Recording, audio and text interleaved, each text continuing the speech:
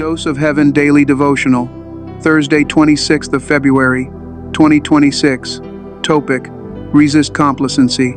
Memory verse: Acts chapter 4 verses 23 to 24. Priests and elders had said unto them, and when they heard that, they lifted up their voice to God with one accord, and said, Lord, thou art God, which hast made heaven and earth, and the sea, and all that in them is.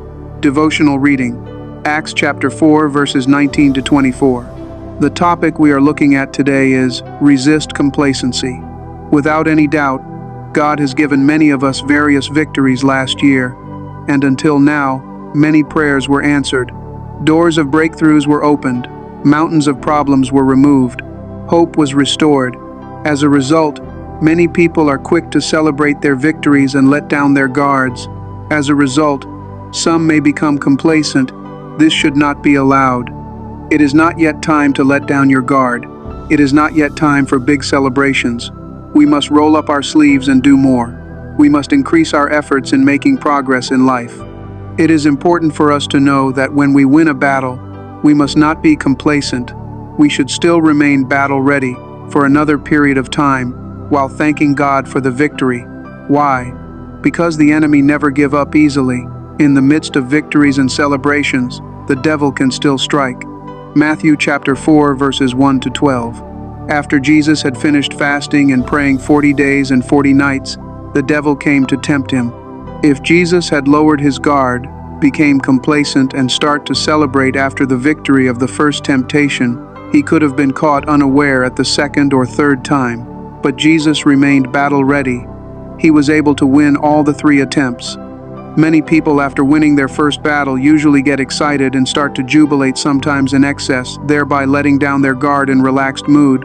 The enemy can come quickly again to attack. Some people have been caught unawares and fallen victims.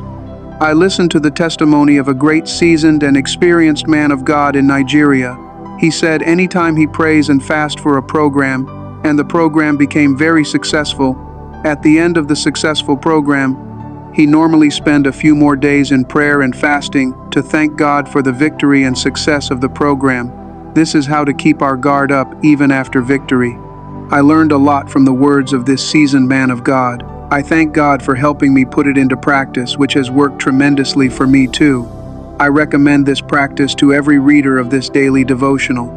Imagine the disciples after their ordeal before the council of Pharisees was over. They let them go. One would naturally expect that after they were allowed to go, they would start to jubilate and rejoice for the victory. No, they didn't. Instead, they lifted up their voices to God in prayer. Their decision to pray was possibly informed by their belief that the battle was not yet over, even though they had been allowed to go. It would be remiss of them to take their enemies for granted or underestimate their adversaries. It is important not to take your adversary for granted, and as it is written in John chapter 10 verses 10, the thief, devil, has come to steal, kill, and destroy, and he will not give up until Jesus returns. Needless to say that, from the time we gave our lives to Christ, we have enlisted in God's army. We are already in warfare, engaged in battle against the devil. So you are on the devil's hit list.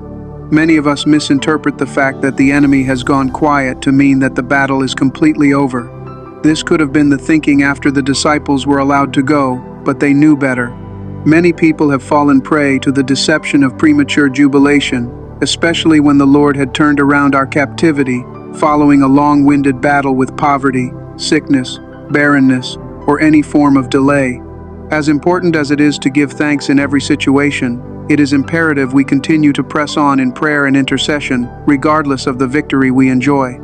Don't think that because the Lord has opened doors of divine favor, breakthrough, and blessings, it is time to relax. This is the time to fast and pray more than ever. You must guard your unguarded hour. Because the enemy goes quiet may only be to re-strategize and look for ways by which he can relaunch to pull you down. He might not be able to stop your blessing, but he will endeavor to get you carried away with the blessings, to the point that you begin to focus on the blessings and stray away from the God of the blessings. So, you must be on guard at all times.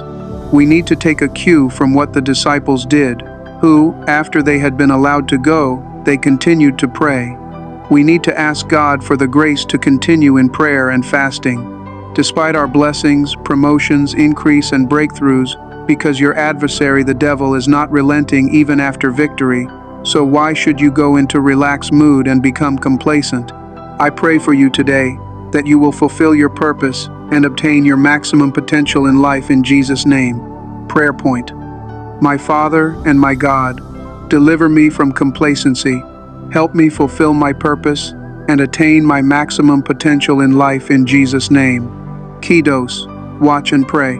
Pastor James Adamuyiwa, Senior Pastor in His Presence Christ Tabernacle Global Church.